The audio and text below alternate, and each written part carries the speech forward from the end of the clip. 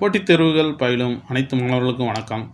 நாம் இன்றைக்கி என்ன டாபிக் பார்க்க போகிறோம்னா, தமிழ்நாட்டின் வரலாறு, மரபு, பண்பாடு, சமூக அரசியல் இயக்கங்கள் அப்படிங்கிற டாப்பிக்கில் நம்ம இன்றைக்கி 6ஆம் வகுப்பு முதல் பருவத்திலேருந்து தமிழ்நாட்டின் பண்டைய நகரங்கள் அப்படிங்கிற ஒரு பாடத்தை பார்க்க போகிறோம். இதில் தமிழ்நாட்டின் வரலாறு, மரபு, பண்பாடு, சமூக அரசியல் இயக்கங்கள் அப்படிங்கிற சிலபஸ்லேருந்து மட்டும் ஜென்ரல் நாலேஜில் பார்த்திங்கன்னா, இதிலேருந்து மட்டும் 20 கொஷின் கேட்பான் அப்படிங்கிற மாதிரி சொல்லியிருக்காங்க. அதனால் அது ஒரு இம்பார்ட்டண்ட்டான டாபிக்.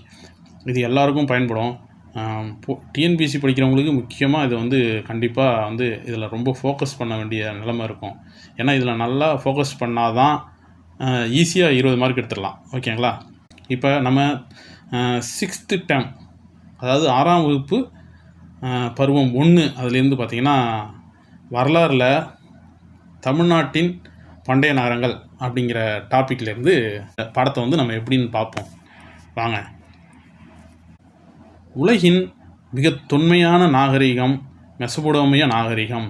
இது 6500 ஆண்டுகளுக்கு முற்பட்டது அப்படின்னு சொல்கிறாங்க. ஓகேங்களா? அதாவது உலகின் மிக தொன்மையான நாகரிகம் மெசபடோமிய நாகரிகம் தான் அப்படின்னு ஏற்கனவே நீங்கள் நிறையா படிச்சிருப்பீங்க வரலாறில். மெசபடோமிய நாகரிகம் தான் தொன்மையான நாகரிகம். அதோட வரலாறு பார்த்திங்கன்னா 6500 ஆண்டுகளுக்கு முற்பட்டது அப்படின்னு சொல்கிறாங்க. ஓகேங்களா? ஹரப்பா, மொஹஞ்சதாரோ ஆகியவற்றை போல தமிழகத்திலும் தொன்மையான நகரங்கள் இருந்திருக்கின்றன. அந்நகரங்களுள் மதுரை, காஞ்சி, பூம்புகார், மதுரை, காஞ்சி, பூம்புகார் இந்த நகரங்கள் மிகவும் புகழ்பெற்றவை அப்படின்னு சொல்கிறாங்க. ஓகேவா? அதாவது பார்த்திங்கன்னா, ஹரப்பா, மொஹஞ்சதாரோ போலயே தமிழகத்துலேயும் அந்த அளவுக்கு பழமையான நகரங்கள்லாம் இருந்துச்சு. அந்த நகரங்கள்லேயே பார்த்திங்கன்னா மதுரை, காஞ்சி, பூம்புகார் இதெல்லாம் மிகவும் புகழ்பெற்றவை அப்படின்னு சொல்கிறாங்க. இதற்கான சான்றுகளை நம்ம பண்டைய தமிழ் இலக்கியங்கள்லேருந்தும் அயல்நாட்டு பயணிகளோட குறிப்புகள்லேருந்தும் தொல்லியல் கண்டுபிடிப்புலேருந்து பெற முடியும் அப்படின்னு சொல்கிறாங்க. ஓகேங்களா? அடுத்தது பார்த்திங்கன்னா பூம்புகார். பண்டைய தமிழகத்தின் மிக பழமையான நகரங்களில் பூம்புகாரும் ஒன்று. ஓகேவா? அதில் பார்த்திங்கன்னா காப்பிய மாந்தர்களான கோவலனும் கண்ணகியும் அந்த ஊரில் தான் பிறந்தாங்க அப்படின்னு சொல்கிறாங்க. பூம்புகார் புகழ்பெற்ற விளங்கிய துறைமுக நகரம் கூட இருந்திருக்கு.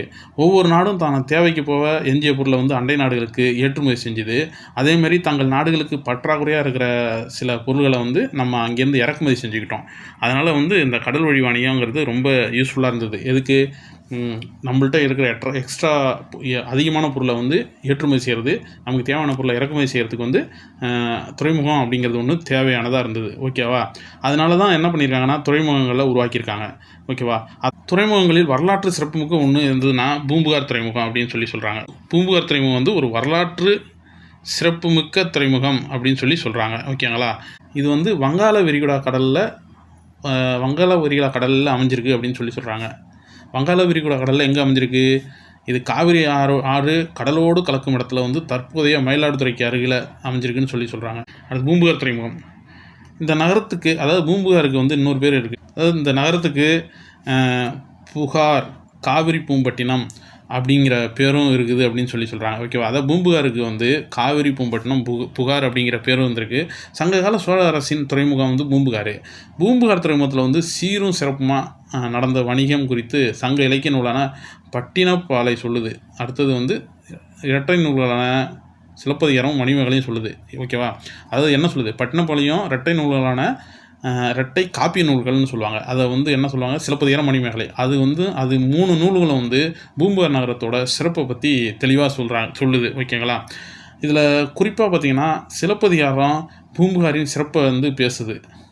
சிலப்பதிகாரம் பூம்புகாரின் சிறப்பை பேசுது. எப்படின்னா, சிலப்பதிகார நாயகி கண்ணகியின் தந்தை மாநாய்க்கன் அப்படின்னு சொல்கிறாங்க.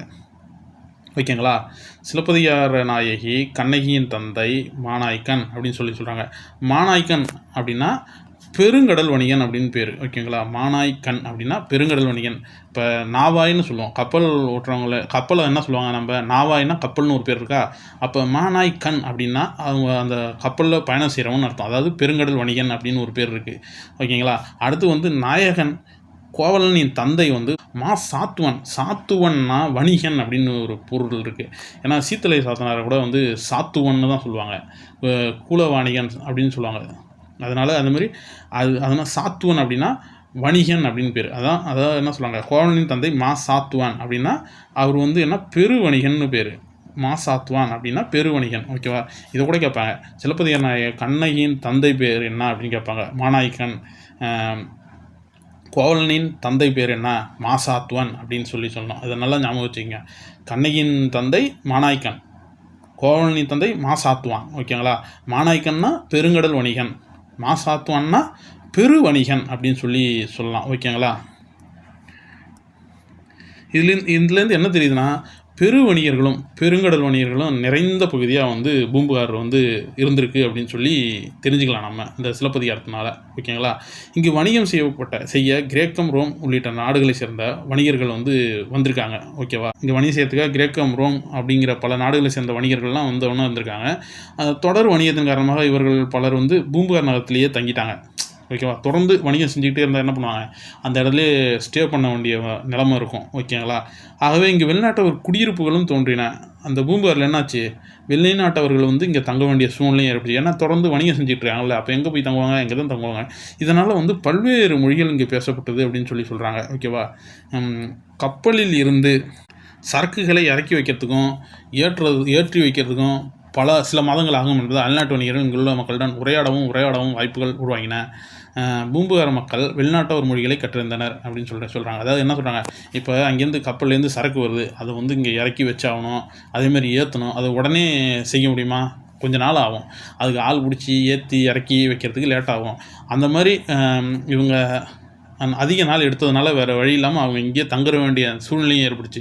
அதனால் அவங்க என்ன பண்ணாங்க, நம்ம லாங்குவேஜ், அதாவது நம்ம மொழியை அவங்க கற்றுக்க வேண்டிய சூழ்நிலையும் ஏற்பட்டுச்சு. அதேமாதிரி அவங்க மொழியை நம்ம இங்கேருந்து அவங்களுக்கு நம்ம பொருள்களை விற்கிறதுனாலையும் அவங்களுக்கு வேலை செய்கிறதுனாலையும் நம்மளும் அந்த மொழியை கற்றுக்க வேண்டிய சூழ்நிலை ஏற்பட்டுச்சு. இதனால் வந்து ஒரு பண்பாட்டு கலப்பே உருவாக்குச்சு அப்படின்னு சொல்கிறாங்க. ஓகேவா? அதனால் அவங்களும் நம்ம தமிழை கற்றுக்கிட்டாங்க, நம்மளும் அவங்க மொழியை கற்றுக்கிற ஒரு சூழ்நிலையும் அமைஞ்சுது. இதனால் பண்ட மாற்றங்களோடு கூடவே மொழி மாற்றமும் ஏற்பட்டது அப்படின்னு சொல்கிறாங்க. ஓகேவா? பூம்புகார் நகரத்து வணிகர்கள் நேர்மைக்கும் நாணயத்துக்கும் பெயர் பெற்றவர்களாக விளங்கினார்கள். அதாவது பூம்புகார் நகரத்து வணிகர்கள் ரொம்ப நேர்மையானவங்க, நாணயத்துக்கு பெயர் பெற்றவர்கள் அப்படின்னு சொல்கிறாங்க. ஓகேவா? பூம்புகார் நகரத்து வணிகர்கள் நேர்மைக்கும் நாணயத்துக்கும் பெயர் பெற்றவர்களாக விளங்கினாங்க. மிக சரியான விலைக்கு தான் பொருட்களை விட்டுறாங்க. ஓகேங்களா? கூடுதல் விலைக்கு பொருளை விற்பது தவறான செயல் அப்படின்னு அவங்க கருதுனாங்க அப்படின்னு பட்டினப்பாலை சொல்லுது. என்ன சொல்லுது? பட்டினப்பாலைங்கிற ஒரு டாப்பிக்கு சிலபஸில் இருக்குது. அதனால் இது கண்டிப்பாக பார்த்துக்குங்க. அவங்க என்ன சொல்கிறாங்கன்னா, பூம்புகார் நகரத்து வணிகர்கள் நேர்மைக்கும் நாணயத்துக்கும் பெயர் பெற்றவங்களாக இருந்தாங்க, நேர்மையானவங்களாகவும் நாணயமாகவும் இருந்தாங்கன்னு சொல்கிறாங்க. மிக சரியான விலைக்கு பொருளை விற்றாங்க, கூடுதல் விலைக்கு பொருளை விற்கிறது தவறான செயல் அப்படின்னு அவங்க நம்பினாங்க. ஏன்னா நம்ம வந்து கூடுதல் விலைக்கு பொருளை விற்கக்கூடாது, கரெக்டாக தான் விற்கணும் அப்படின்னு அதை ஒரு அறமாக செஞ்சுருக்காங்க. இதை எதில் சொல்கிறாங்கன்னா பட்டினப்பாலை சொல்கிறாங்க. ஓகேவா? பட்டினப்பாலையில் இதை சொல்கிறாங்க. பட்டினப்பாலை ஆசிரியர் வந்து கடியலூர் உத்திரங்கண்ணனார், புது ஆண்டுக்கு முன் 2ஆம் நூற்றாண்டை சேர்ந்தவர். ஓகேவா?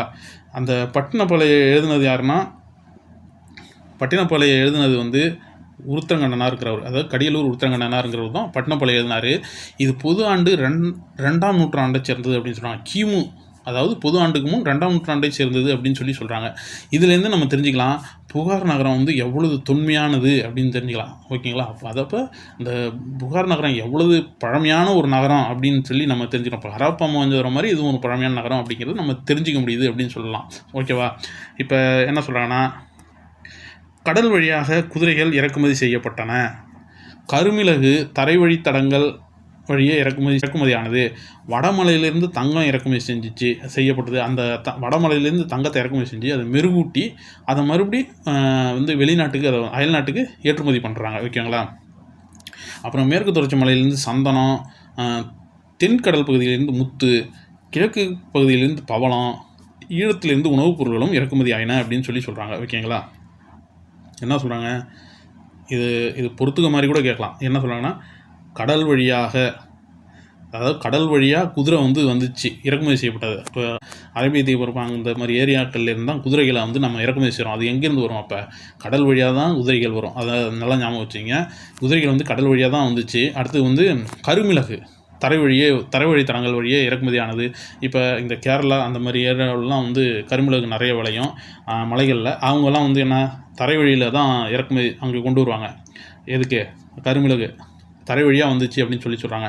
அது வடமலையிலிருந்து தங்கம் இறக்குமதி செய்யப்பட்டது அப்படின்னு சொல்கிறாங்க. வடக்கு பக்கத்துலேருந்து நம்ம வந்து தங்கத்தை இறக்குமதி செஞ்சுருக்கோம். அந்த இறக்குமதி செஞ்ச தங்கத்தை வந்து மெருகூட்டி அதை வந்து வெளிநாடுகளுக்கு ஏற்றுமதி செஞ்சுருக்கோம், அயல்நாட்டுக்கு ஏற்றுமதி செஞ்சுருக்கோம். ஓகேங்களா? அடுத்து மேற்கு தொடர்ச்சி மலையிலேருந்து சந்தனமும் தெற்கு கடல் பகுதியிலேருந்து முத்தும். தென்கடல் பகுதினா பாண்டிய நாடுன்னு வச்சிங்களேன்.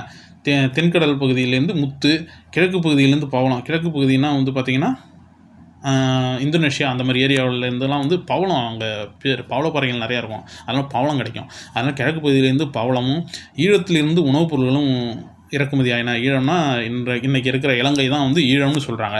அங்கேருந்து வந்து உணவுப் பொருள்கள் இறக்குமதி ஆச்சுன்னு சொல்கிறாங்க. இதை நல்லா பார்த்துங்க. அந்த இதை வந்து பொறுத்த மாதிரி கூட கேட்கலாம். ஓகேங்களா? அதாவது வந்து குதிரைகள் வந்து கடல் வழியாக வந்துச்சு, கருமிளகு வந்து தரை வழியாக வந்துச்சு. ஓகேங்களா? வடமலையிலேருந்து தங்கம் வந்துச்சு, மேற்கு தொடர்ச்சி மலையிலேருந்து சந்தனம், தென்கடல்லேருந்து முத்து, கிழக்கு பகுதியிலேருந்து பவளம், ஈழத்திலேருந்து உணவுப் பொருள்கள். இதெல்லாம் வந்து பூம்புகார் நகரத்துக்கு வந்துச்சு ஏற்றுமதி செய்கிறதுக்கு அப்படின்னு சொல்கிறாங்க. பூம்புகார் மற்ற நகரிலிருந்து முற்றிலும் வேறுபட்ட முறையில் கட்டமைக்கப்பட்டுருந்துச்சு. வீடுகள் வந்து ஒழுங்கான முறையில் வடிவமைக்கப்பட்டுச்சு அப்படின்னு சொல்கிறாங்க. அகன்ற நேரான தெருக்களை கொண்டதாக புகார் நகரம் விளங்கியது அப்படின்னு சொல்கிறாங்க. அதாவது தெரு வந்து நேராக இருந்தது, ஒழுங்கான முறையில் இருந்திருக்கு, அது அகலமான தெருக்களாகவும் இருந்திருக்கு அப்படி புகார் நகரத்தை வந்து சொல்கிறாங்க. அதே வந்து இங்கே கப்பல் கட்டும் மற்றும் செப்பனிடும் தளம் இருந்ததாக கூறப்படுகிறது. புகார் நகரத்தில் என்ன சொல்லியிருக்காங்கன்னா கப்பல் கட்டுற தளமும் இருந்திருக்கு. அதை வந்து கப்பல் கட்டுற தளம் இல்லாமல் அது ரிப்பேர் ஆச்சுன்னா அதை சரி பண்ணுறது தான் செப்பனிடும் தளம்னு சொல்லுவாங்க. அதனால் இங்கே கப்பலும் கட்டியிருக்காங்க, பழைய கப்பல்களில் சரி பண்ணியிருக்காங்க, அதுதான் செப்பனிடும் தளம் அப்படின்னு சொல்கிறாங்க. புகார் நகர வாழ்க்கையை சிலப்பதிகாரத்தில் புகார் காண்டமும் பட்டினப்பாலை போன்ற சங்க இலக்கியங்களை வாசித்தும் அறியலாம். ஓகேங்களா? இதெல்லாம் வந்து பட்டினப்பாலைங்கிறது சங்க இலக்கியம். அதாவது கிமு பொது ஆண்டுக்கு முன் 2ஆம் நூற்றாண்டுன்னு சொல்லுவாங்க. பொது ஆண்டு 2ஆம் நூற்றாண்டை சேர்ந்தது தான் பட்டினப்பாலை. அப்போ அவ்வளவு பழமையான ஒரு நகரம் அப்படின்னு சொல்கிறாங்க. பொது ஆண்டு 200 வரை சிறப்புற்று திகழ்ந்த புகார் நகரம் கடல்கோள் அல்லது கடல் சீற்றங்களால் அழிந்து போயிருக்கலாம் அப்படின்னு சொல்கிறாங்க. அதுக்கான சான்றுகள் வந்து பூம்புகார் நகரில் இன்றைக்கும் இருக்குது அப்படின்னு சொல்கிறாங்க. ஓகேங்களா? இது வந்து பொது ஆண்டு 200 வரைக்கும் சிறப்பாக இருந்திருக்கு. அதுக்கப்புறம் வந்து கடல் சீற்றத்தால் அழிஞ்சு போயிருக்கலாம் அப்படின்னு சொல்கிறாங்க. அதுக்கான சான்றுகளும் பூம்புகார் நகரம் வந்து அங்கே கிடச்சிருக்கு, கடற்கோளால் அழிஞ்சதுக்கு அப்படின்னு சொல்கிறாங்க. அடுத்தது பார்த்திங்கன்னா மதுரையை பற்றி பார்ப்போம். இந்தியாவில் உள்ள மிக பழமையான நகரங்களில் மதுரையும் ஒன்று.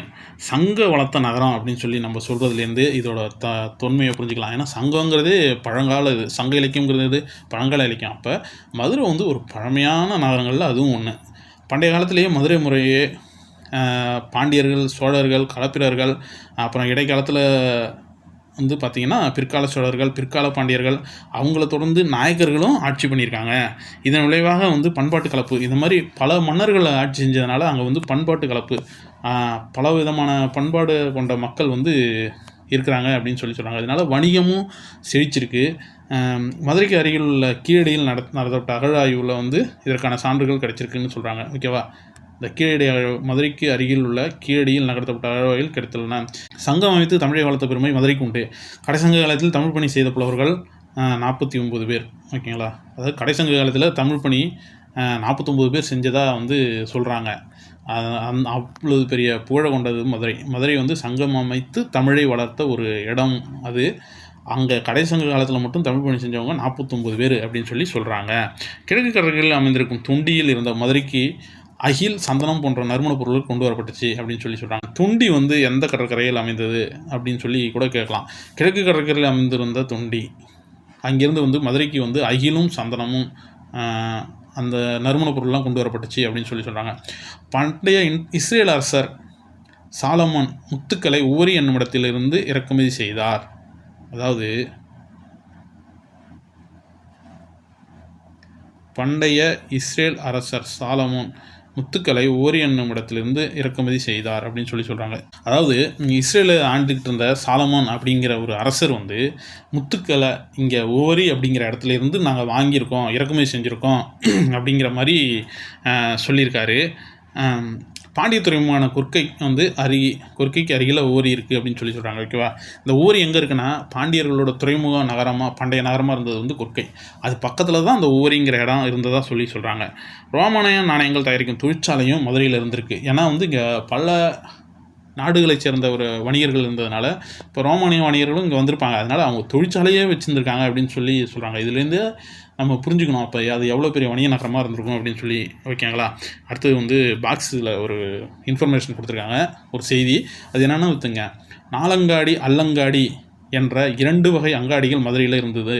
ஓகேவா, பகல் பொழுதிலான அங்காடி வந்து நாலங்காடினும், இரவு பொழுதிலான அங்காடி அல்லங்காடினும் சொல்கிறாங்க. ஓகேங்களா, அதாவது பகலில் இருந்ததுன்னா நாள்னா பகல். ஓகேங்களா, அல்னா இரவு அப்படின்னு ஒரு பொருள் இருக்குது, நல்லா புரிஞ்சுங்க. அல்லங்காடினா இரவு அங்காடின்னு அர்த்தம். அதனால் நாலங்காடி பகல் அங்காடி, அல்லங்காடிங்கிறது இரவு அங்காடி. ஓகேங்களா, இந்த 2 அங்காடியும் நடந்திருக்கு. அதாவது பகல்லையும் நடந்திருக்கு, நைட்லேயும் நடந்திருக்கு. பகல் நைட்டுங்கிற வேறு வித்தியாசமே இல்லாத நடந்திருக்கு அப்படின்னு சொல்கிறாங்க. அதனால் இதை வந்து தூங்கா நகரம், மதுரையை என்ன சொல்கிறாங்க, தூங்கா நகரம் அப்படின்னு சொல்கிறாங்க.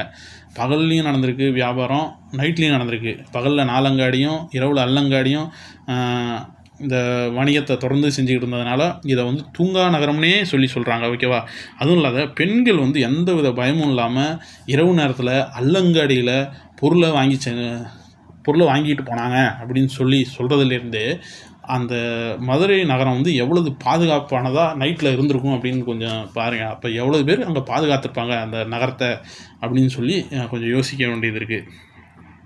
ஓகேங்களா, அதனால் மதுரைக்கு தூங்கா நகரம் அப்படிங்கிற ஒரு பேரும் இருக்குது. பிற நாட்டு நாணயங்களும் மதுரையில் அச்சடிக்கப்பட்டது மதுரையின் புகழுக்கு ஒரு சான்று. ரோம் நாணயங்கள் வந்து மதுரையில் அச்சடிக்கப்பட்டதில் இருக்குல்ல, அது வந்து ஒரு உண்மையாலுமே ஒரு மதுரைக்கு வந்து ஒரு பெருமை. மதுரையில் பிற நாணயங்கள் அதாவது ரோம் நாட்டு நாணயங்கள் அச்சடித்ததுக்கான ஆதாரம் இருந்திருக்கு. ஓகேவா, அதுலேருந்து மதுரையோட புகழை நம்ம தெரிஞ்சுக்க வேண்டியிருக்கு. புகழ்பெற்ற கிரேக்க வரலாற்று ஆசிரியர் மெகஸ்தனிஸின் குறிப்புகளில் மதுரையை பற்றிய தகவல் இருக்குது. ஓகேவா, மௌரிய வம்ச அரசரான சந்திரகுப்த அமைச்சரான சாணக்கியர் மதுரையை பற்றி தனது அர்த்த சாஸ்திரத்தில் குறிப்பிட்டுள்ளார் அப்படின்னு சொல்கிறாங்க. புகழ்பெற்ற கிரேக்க வரலாற்று ஆசிரியர் மெகஸ்தனிஸோட குறிப்புகளில் பார்த்திங்கன்னா மதுரையை பற்றிய தகவல்லாம் இருக்குது அப்படின்னு சொல்கிறாங்க. அதுவும் இல்லாமல் மௌரிய வம்ச அரசர், அதாவது சந்திரகுப்த மௌரியரோட அமைச்சர் சாணக்கியர் அப்படிங்கிறவர் வந்து அர்த்த சாஸ்திரம் அப்படிங்கிற ஒரு நூலில் வந்து மதுரையை பற்றி சொல்லியிருக்காரு. அப்போ மதுரையோட பழமை எவ்வளோதுன்னு தெரிஞ்சுக்கணும். ஓகேங்களா, புகழ்பெற்ற கிரேக்க வரலாற்றாசிரியர் மெகஸ்தனிஸோட குறிப்புகள்லேயும் சந்திரகுப்த மௌரியரோட அமைச்சர் சாணக்கியரோட அர்த்த சாஸ்திரம் அப்படிங்கிற ஒரு நூல்லையும் மதுரையை பற்றி செய்திகள் இருக்குது. மதுரை நகர சுற்றிலும் இருந்த அகழியில் வந்து ஒரு யானை செல்லும் அளவு கூட அகலமான சுரங்கப்பாதைகள் இருந்தது அப்படின்னு சொல்கிறாங்க. ஓகேவா, அதாவது எப்படின்னா ஒரு சுரங்கப்பாதையில் ஒரு யானையே போகலாம்ப்பா அப்படிங்கிற அளவுக்கு மதுரை பண்டைய காலத்தில் சிறப்புற்று விளங்குச்சு அப்படின்னு சொல்கிறாங்க. ஓகேவா, அடுத்தது காஞ்சி வந்து பார்த்திங்கன்னா கல்வி கற்பதற்கான இடத்தினை பள்ளி அப்படின்னு சொல்கிறோம். இந்த பள்ளி வந்து காஞ்சி நகரில் தான் முதல்ல அதிகமாக அமைக்கப்பட்டது. சமண அமைச்சர் பள்ளியில் சமண மாணவர்களும் புத்த விகாரங்களில் புத்த மாணவர்களும் பயின்றனர். அது சமணர் அமைத்த பள்ளிகளில் சமண மாணவர்களும் புத்த விகாரங்களில் புத்த மாணவர்களும் பயின்றார்கள். ஓகேவா, நாலந்தா பல்கலைக்கழகத்தில் பயின்ற சீன வரலாற்று ஆசிரியர் யுவான்ஸ்வாங். ஓகேவா, யுவான்ஸ்வாங் வந்து நாலந்தா பல்கலைக்கழகத்தில் படிச்சுட்டு மேல் படிப்புக்காக காஞ்சிபுரத்துக்கு வராரு. அப்போ நீங்கள் புரிஞ்சுக்கணும் காஞ்சிபுரத்தில் எவ்வளவு பழமையான கல்வி நிறுவனங்கள்லாம் இருந்திருக்கு அப்படின்னு நம்ம தெரிஞ்சுக்கணும். ஏன்னா அவருக்கு போய் நாலந்தாவில் படிச்சுட்டு அதுக்கு மேலே நம்ம படிக்கணும் அப்படின்னா காஞ்சிபுரத்துக்கு தான் வரணும் அப்படிங்கிற நிலமையில் காஞ்சிபுரம் வந்து ஒரு பழமையான ஒரு பெரிய ஒரு கல்வி கற்கும் இடமா இருந்திருக்கு காஞ்சிபுரம். ஓகேங்களா, அதாவது கூடுதல் படிப்புக்காக காஞ்சியிலேருந்து கடிகைக்கு வந்திருக்கிறார் அப்படின்னு சொல்கிறாங்க. தகவல் பேழைன்னு ஒரு பாக்ஸு இதில் கொடுத்துருக்காங்க. புகாரை வந்து துறைமுக நகரம், மதுரை வணிக நகரம், காஞ்சி கல்வி நகரம் அப்படின்னு சொல்கிறாங்க. ஓகேங்களா, பொறுத்துக்க மாதிரி கூட கேட்குறதுக்கு வாய்ப்பு இருக்குது. ஓகேங்களா, இதனால் பார்த்துங்க, புகார் துறைமுக நகரம், மதுரை வணிக நகரம், காஞ்சி கல்வி நகரம் அப்படின்னு சொல்கிறாங்க. நகரங்களில் சிறந்தது காஞ்சி அப்படின்னு காளிதாசர் அப்படிங்கிறவர் என்ன சொல்கிறாரு, நகரங்கள்லேயே சிறந்தது காஞ்சி தான்ப்பா அப்படின்னு சொல்கிறாரு. நகரங்களில் சிறந்தது காஞ்சி என்று காளிதாசர் கூறுகிறார். கல்வியில் கரையில்லாத காஞ்சி அப்படின்னு சொல்லி திருநாவுக்கரசர் சொல்கிறார். திருநாவுக்கரசர் யார்? நாயன்மார்களில் ஒருத்தராக இருந்தவர். ஓகேங்களா? அதாவது நகரங்களில் சிறந்தது காஞ்சின்னு காளிதாசரும், கல்வியில் கரையில்லாத காஞ்சி அப்படின்னு சொல்லி நாயன்மார்களில் முதன்மையானவரான திருநாவுக்கரசரும் காஞ்சி நகரத்தை புகழ்ந்து சொல்லியிருக்காங்க. ஓகேங்களா? அதாவது இந்தியாவில் வந்து 7 புனித தலங்கள் இருந்ததுக்கு அப்படின்னு சொல்லி யுவான் சுவாங் சொல்கிறாரு. புத்தகயா, சாஞ்சி, அதே மாதிரி புத்தகையா, சாஞ்சி பூன், இந்த மாதிரி 7 புனித நகரம் இருந்திருக்கு. அந்த புனித நகரத்தில் காஞ்சிபுரமும் ஒன்று அப்படின்னு சொல்லி சீன வரலாற்று ஆசிரியர் யுவான் சாங் குறிப்பிடுறாரு. அப்போ காஞ்சிபுரம் எவ்வளவு பழமையான நகரம் அப்படின்னு நீங்கள் தெரிஞ்சுக்கங்க. தொண்டை நாட்டில் உள்ள மிக பழமையான நகரம் காஞ்சி ஆகும். ஓகேங்களா? அதாவது தொண்டை நாடுனா பல்லவர்கள் ஆண்ட பகுதியை வந்து தொண்டை நாடுன்னு சொல்லுவாங்க. அந்த தொண்டை நாட்டிலேயே மிக பழமையான நகரம் வந்து காஞ்சிபுரம். தொண்டை நாட்டில் மிக பழமையான ஒரு நகரம் வந்து காஞ்சிபுரம். அந்த காஞ்சிபுரத்தில் வந்து தர்மபாலர், ஜோதிபாலர், சுமதி, போதி தர்மர் அவங்கெல்லாம் இருந்திருக்காங்க. ஓகேங்களா? யார்? தர்மபாலர், ஜோதிபாலர், சுமதி, போதி தர்மர் இவங்கெல்லாம் வந்து காஞ்சிபுரத்தில் இருந்ததாக சொல்கிறாங்க. கல்வியில் வந்து ரொம்ப ஜீனியஸாக இருந்தவங்க. ஓகேங்களா? இவங்களே வந்து இங்கே காஞ்சியில் பிறந்து வாழ்ந்தவர்கள் அப்படின்னு சொல்லி சொல்கிறதுனால இந்த காஞ்சிபுரம் எவ்வளவு கல்வியில் வந்து சிறந்த நகரமாக இருந்திருக்கும்னு நம்ம யூகிச்சுக்கணும். காஞ்சி கோயில்களின் நகரம் என்று அழைக்கப்படுகிறது. இங்குள்ள கைலாசநாதர் கோயில் புகழ்பெற்றது. பிற்கால பல்லவ மன்னன் ராஜசிம்மன் இந்த கற்கோயிலை கட்டினான். ஓகேங்களா? அது காஞ்சிபுரத்தில் வந்து கைலாசநாதர் கோயில் இருக்குது. அந்த கைலாசநாதர் கோயில் வந்து கற்களால் கட்டப்பட்ட கோயில் தான். அதை வந்து பல்லவ மன்னன் ராஜசிம்மன் அப்படிங்கிறவர் கட்டினார். ராஜசிம்மன்கிற யாருன்னா 2ஆம் நரசிம்மவர்மன் அப்படின்னு சொல்லி அவரை சொல்லுவாங்க. 2ஆம் நரசிம்மவர்மனுக்கு இன்னொரு பேர் தான் ராஜசிம்மன். 2ஆம் நரசிம்மவர்மன் எது கேட்டாலும் நீங்கள் வந்து சொல்லிடலாம். இது ரெண்டும் ஒரே பேர், ஒரே ஆளோட பேர் தான். ஓகேங்களா? அதனால் காஞ்சி கைலாசநாதர் கோயிலை கட்டியது ராஜசிம்மன் அப்படிங்கிற ஒரு மன்னன், அதாவது 2ஆம் நரசிம்மவர்மன். இவர் வந்து இது வந்து ஒரு கல்லாலான கோயில், இதை கட்டியிருக்காரு அப்படின்னு சொல்லி சொல்கிறாங்க. சீன வரலாற்று ஆசிரியர் யுவான் சுவாங் அவரோட படம் இருக்குது. அடுத்து வந்து பாக்ஸில் ஒரு இன்ஃபர்மேஷன் கொடுத்துருக்காங்க. என்ன கொடுத்துருக்காங்கன்னா, சேரநாடு அப்படிங்கிறது எந்தெந்த பகுதிகளாக இருந்ததுன்னா கோயம்புத்தூர், நீலகிரி, அப்புறம் கன்னியாகுமரி, கரூர், இன்றைக்கி இருக்கிற கேரளா, அந்த பகுதியெல்லாம் சேரநாடாக இருந்திருக்கு. பார்த்துங்க, இந்த கோயம்புத்தூர், நீலகிரியும் வந்து கேரளா பக்கத்தில் தான் இருக்குது. கன்னியாகுமரியும் கேரளா பக்கத்தில் தான் இருக்குது. கரூர் வந்து கொஞ்சம் நடுவில் இருக்கும், தமிழ்நாட்டோட நடுவில். இந்த ஏரியாலாம் வந்து பார்த்திங்கன்னா இன்றைக்கி இருக்கிற கேரளா பகுதி இதெல்லாம் வந்து பார்த்திங்கன்னா சேரநாடாக இருந்தது அப்படின்னு சொல்லி சொல்கிறாங்க. சோழநாடு பார்த்திங்கன்னா தஞ்சை, திருவாரூர், நாகை. தஞ்சைக்கு கிழக்கு பக்கமாக தான் திருவாரூர், நாகப்பட்டினமும் இருக்குது. ஓகேங்களா? அடுத்து வந்து திருச்சி, புதுக்கோட்டை மாவட்டங்கள், இதுவும் வந்து சோழநாடு அப்படின்னு சொல்கிறாங்க. இந்த 5 மாவட்டமும் தஞ்சை, திருவாரூர், நாகை, திருச்சி, புதுக்கோட்டை மாவட்டங்கள் சோழநாடு அப்படின்னு சொல்லி சொல்கிறாங்க. பாண்டிய நாடு பார்த்திங்கன்னா மதுரை, ராமநாதபுரம், சிவகங்கை, தூத்துக்குடி, திருநெல்வேலி உள்ளிட்ட தென் மாவட்டங்கள். ஓகேங்களா? நல்லா பாருங்கள், மதுரையிலேருந்து கீழே தான் வந்து ராமநாதபுரம், சிவகங்கை, தூத்துக்குடி, திருநெல்வேலிலாம் இருக்குது. இது இந்த தென் மாவட்டங்கள்லாம் சேர்ந்தது பாண்டிய நாடுன்னு சொல்கிறாங்க. தொண்டை நாடு பார்த்திங்கன்னா காஞ்சிபுரம், திருவள்ளூர், தருமபுரி, திருவண்ணாமலை, வேலூர் மற்றும் விழுப்புரம் மாவட்டத்தின் வடக்கு பகுதி. இதெல்லாம் பார்த்திங்கன்னா வடக்கு மாவட்டங்கள், வட தமிழ்நாடு மாவட்டங்கள்னு சொல்லுவாங்க. அதெல்லாம் பார்த்திங்கன்னா பல்லவர்களோட ஆட்சியில் இருந்ததுனால அது தொண்டை நாடு அப்படின்னு சொல்கிறாங்க. ஓகேங்களா? காஞ்சிபுரம், திருவள்ளூர், தருமபுரி, திருவண்ணாமலை, வேலூர் மற்றும் விழுப்புரம் மாவட்டத்தின் வடக்கு பகுதி இதெல்லாம் வந்து சொல்கிறாங்க. பல்லவர் காலத்தில் எண்ணற்ற குடைவரை கோயில்கள் கட்டியிருக்காங்க. பௌத்த துறவியான மணிமேகலை வந்து தன்னோட இறுதி காலத்தை காஞ்சிபுரத்தில் தான் கழிச்சாங்க அப்படின்னு சொல்லி சான்று சொல்லுது. மணிமேகலை தனது இறுதி காலத்தை காஞ்சியில் கழித்தார் அப்படின்னு சொல்கிறது இந்த காஞ்சிபுரத்துக்கு இன்னொரு சிறப்பு. ஓகேங்களா? வேளாண்மை சமூகத்தில் நீர் மேலாண்மைக்கு முதன்மையான இடம் உண்டு. ஓகேவா? காஞ்சி நகரத்தை சுற்றியும் நூற்றுக்கணக்கான ஏரிகள் வெட்டப்பட்டு நீர் தேக்கி வைக்கப்பட்டிருந்துச்சு. இதை வந்து இந்த ஏரிகள் பார்த்திங்கன்னா கால்வாயோடு இருந்தது. வெறும் ஏரிகள் மட்டும் இல்லை, கால்வாயோடு இணைக்கப்பட்டு இந்த காஞ்சிபுரம் மாவட்டத்தில் அவ்வளோ ஏரிகள் இருந்ததுன்னு சொல்கிறாங்க. அதனால் காஞ்சிபுரம் வந்து ஏரிகளின் மாவட்டம் அப்படின்னு சொல்லி இன்றைக்கி கூட சொல்கிறாங்க. ஓகேவா? ஏரிகளின் மாவட்டம் என அழைக்கப்படும் மாவட்டம் எது அப்படின்னா காஞ்சிபுரம் அப்படின்னு சொல்லி சொல்லலாம். ஓகேங்களா? சோழர்களால் கட்டப்பட்ட கல்லணை, காஞ்சிபுரத்தை சுற்றிலும் உள்ள ஏரிகள் மற்றும் கால்வாய்கள் மூலம் தமிழர்களின் நீர் மேலாண்மை திறனை அறிந்து கொள்ளலாம். ஓகேங்களா? தமிழர்கள் நீர் மேலாண்மை எப்படி அறிஞ்சிக்கலாம்? காஞ்சிபுரத்தில் ஏரி நிறையா இருக்குது, அதுவும் வந்து கால்வாயோடு கட்டியிருக்காங்க. அடுத்தது வந்து சோழர்களால் கட்டப்பட்ட கல்லணை, இதுதான் வந்து நீர் மேலாண்மை, தமிழர்களின் நீர் மேலாண்மை திறனுக்கு எடுத்துக்காட்டு. ஓகேங்களா? அடுத்து வந்து பார்த்திங்கன்னா பூம்புகார், மதுரை, காஞ்சி இது மட்டும் பழமையான நகரம் கிடையாது. அதுக்கப்புறமும் கொற்கை, வஞ்சி, தொண்டி, உறையூர், தகடூர், முசிறி, கரூர், மாமல்லபுரம், தஞ்சை, இந்த காயல் போன்ற நகரங்களும் தமிழ்நாட்டில் இருந்திருக்கு அப்படின்னு சொல்லி சொல்கிறாங்க. இங்கேயும் வந்து ஆய்வுகள் மேற்கொள்கிறது மூலமாக நம்ம ஏராளமான தொல்லியல் சான்றுகளை பெற முடியும் அப்படின்னு சொல்லி சொல்கிறாங்க. ஓகேவா? இங்கே தகவல் பேழைன்னு ஒரு பாக்ஸ் கொடுத்துருக்காங்க, தகவல் பேழைன்னு. இதை வந்து பொறுத்துக்க மாதிரி கூட கேட்குறதுக்கு வாய்ப்பு இருக்குது. ஓகேங்களா? சோழ நாடு சோறுடைத்து, ஏன்னா சோழ நாடு வந்து காவிரி ஆறு வளம் இருக்குல்ல, தஞ்சாவூரை சுற்றி அங்கெல்லாம் நெல் நிறையா வளரும். அப்போ அதனால் அது வந்து இங்கே நெல் அதிகமாக பயிர்றதுனால, அதாவது நெல் வளம் நிறைந்த பகுதியாக இருந்தது. அதனால தான் சோழ நாடு சோறுடைத்துன்னு சொல்கிறாங்க.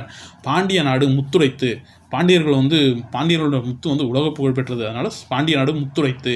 சேர நாடு வேழமுடைத்து, அதாவது வந்து அவங்கெல்லாம் வந்து யானை தந்தம், அவங்க நிறைய யானை, மலைக்காட்டில் நிறைய யானைகள் இருக்கும். அதனால் அவங்களோட வேழம் வந்து, அந்த யானை தந்தம் வந்து ரொம்ப புகழ் பெற்றது, பிரசித்தி பெற்றது. ஓகேங்களா? அதனால் சேர நாடு வேழமுடைத்து.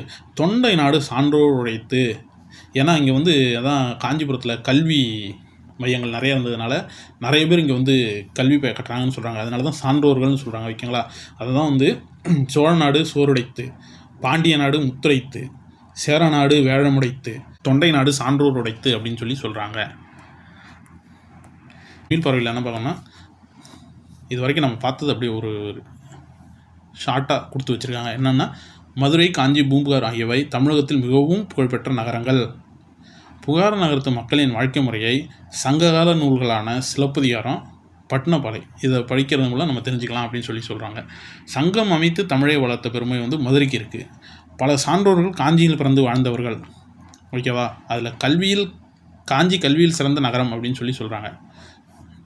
காஞ்சி கோயில்கள் நகரம் என்று அழைக்கப்படுகிறது. இந்நகரம் நீர் மேலாண்மைக்கு சிறந்த சான்று ஆகும். ஓகேங்களா? காஞ்சி வந்து கோயில்கள் நகரம் அப்படின்னு சொல்லி சொல்கிறாங்க. நீர் மேலாண்மைக்கு சிறந்த நகரம் அப்படின்னு சொல்லி சொல்கிறாங்க. ஓகேவா? கலைச்சொற்கள், ஏன்னா இப்போ கலைச்சொற்கள்ங்கிறது ஒன்று சொல்லியிருக்காங்க, டாப்பிக்லேயே சொல்லியிருக்காங்க, கலைச்சொற்கள் அறிவோம் அப்படின்னு சொல்லி சொல்கிறாங்க. அதனால் நம்ம இதை பார்ப்போம் வாங்க. கடல் வர்த்தகம், மேரிடைம் ட்ரேடு, வெளிநாட்டவர், ஃபாரினர், கலத்தல், பிளண்டிங், நேர்மை, இன்டெகிரிட்டி, நியாயமான விலை, லெஜிட்டிமேட் ப்ரைஸ், பழமைத்தன்மை, ஆன்டிகுட்டி, புனைப்பெயர், சார்பண்ட், நாணயச்சாலை, மின்ட், அகழி, மோட். 6500 ஆண்டுகள் பழமையான நாகரிகத்தின் நகரம் அப்படின்னு கேட்குறாங்க. ஈராக் தான் வந்து பார்த்திங்கன்னா 6500 ஆண்டுகளுக்கு பழமையான நகரம். ஓகேங்களா? ஏன்னா மெசபடோமியா இருந்த பகுதியாக தான். இவற்றுள் எது தமிழக நகரம் அப்படின்னு கேட்குறாங்க. காஞ்சிபுரம் தான் வந்து தமிழக நகரம். வங்காள விரிகுடாவுடன் தொடர்பில்லாத நகரம் பார்த்திங்கன்னா எது?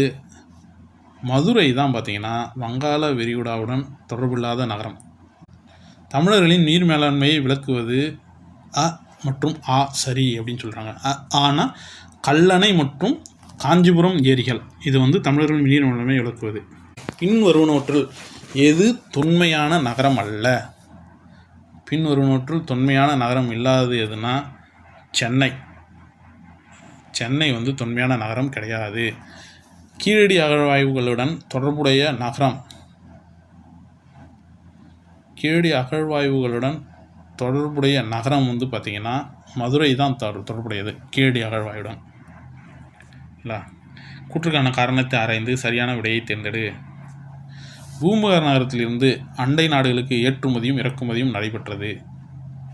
வங்காள விரிகுடா கடல் போக்குவரத்திற்கு ஏதுவாக அமைந்ததால் அண்டைய நாடுகளுடன் வணிகம் சிறப்புற்றிருந்தது. ஓகேங்களா? இது வந்து பார்த்திங்கன்னா கூற்று சரி, கூற்றுக்கான காரணமும் சரி அப்படின்னு சொல்லி சொல்லலாம். கூற்று சரி, கூற்றுக்கான காரணமும் சரி. திருநாவுக்கரசர் கல்வியில் கரையில என குறிப்பிட்ட நகரம் காஞ்சிபுரம். இந்தியாவின் 7 புனித தலங்களுள் ஒன்று என யுவான்சாங் குறிப்பிட்டது காஞ்சிபுரம். நகரங்களுள் சிறந்தது காஞ்சிபுரம் என காளிதாசர் குறிப்பிட்டார். அனைத்தும் சரி. ஓகேங்களா? சரியான தொடரை கண்டறி. நாலங்காடி என்பது பகல் நேர கடை, இரவு நேர கடை கிடையாது. அல்லங்காடி என்பது பகல் நேர கடை. இது ரெண்டுமே தவறு. ஐயா, ரோமானிய நாட்டு நாணயம் தயாரித்த தொழிற்சாலை கிடைத்தது பூம்புகார். அதுவும் தவறு. ஏன்னா ரோமானிய நாட்டு நாணயம் தயாரித்த தொழிற்சாலை வந்து மதுரையில் தான் கிடச்சிது. கொற்கை அருகில் உள்ள ஓரியில் இருந்து முத்து ஏற்றுமதி செய்யப்பட்டது. இதுதான் சரியான இது. கொற்கை அருகில் வந்து ஓரி இருந்துச்சு, அங்கேருந்து தான் முத்து ஏற்றுமதி செஞ்சது அப்படின்னு சொல்கிறார். ஏன்னா சாலமன்கிற அரசர் வந்து கொற்கை ஓரியிலேருந்து தான் முத்துக்களை வந்து வாங்கினதாக சொல்லி குறிப்புகள் இருக்குது. தவறான தொடரை கண்டறிக. மெகஸ்தனிஸ் தன்னுடைய பயணக்குறிப்புகளில் மதுரையை பற்றி குறிப்பிட்டுள்ளார். யுவான் சாங் தமிழ்நாட்டு நகரமான காஞ்சிபுரத்துக்கு வருகை தந்தார். ரெண்டுமே சரி. கோவலனும் கண்ணகியும் காஞ்சிபுரத்தில் வாழ்ந்தனர். இது தவறான ஸ்டேட்மெண்ட். அவங்க வந்து காஞ்சிபுரத்தில் வாழலை, புகாரில் தான் வாழ்ந்தாங்க. ஈராக் நகரம் பட்டினப்பாளையில் குறிப்பிடப்பட்டுள்ளது. அதுவும் சரி. ஓகேங்களா? அப்போ தவறான ஸ்டேட்மெண்ட் வந்து கோவலனும் கண்ணகியும் காஞ்சிபுரத்தில் வாழ்ந்தனர்ங்கிறது தவறான ஸ்டேட்மெண்ட்டு. சரியான இணையை கண்டறிக. சரியான இணை என்னென்னா கோயில் நகரம் காஞ்சிபுரம், இதுதான் சரியான இணை. மற்றதெல்லாம் தப்பான இணை. ஓகேங்களா? தூகா நகரம் மதுரை, கல்வி நகரம் வந்து காஞ்சிபுரம், கூடல் நகரம் மதுரை. ஆனால் தப்பாக கொடுத்துருக்காங்க. ஓகேங்களா? தவறான இணையை கண்டறிக. வடமலை தங்கம், இது சரி. மேற்கு மலை சந்தனம், அதுவும் சரி. தென்கடல் முத்து, ஓகே, அதுவும் சரி. கீழ்கடல் வந்து பவளம், ஆனால் இங்கே அகில்னு கொடுத்துருக்காங்க. இது வந்து தவறான இணை. ஓகேங்களா? கொடிட்ட இடத்தை நிரப்புக. கைலாசநாதர் ஆலயத்தை கட்டியவர் ராஜசிம்மன். ராஜசிம்மன்கிறவர், அதாவது ராஜசிம்மன்னா அவர் வந்து 2ஆம் நரசிம்மவர்மன் அப்படின்னு சொல்கிறாங்க. கோயில் நகரம் காஞ்சிபுரம். மாசத்துவான் என்னும் பெயர் தரும் பொருள். சாத்துவன்னா வணிகன், மாசத்துவன்னா பெரு வணிகன்.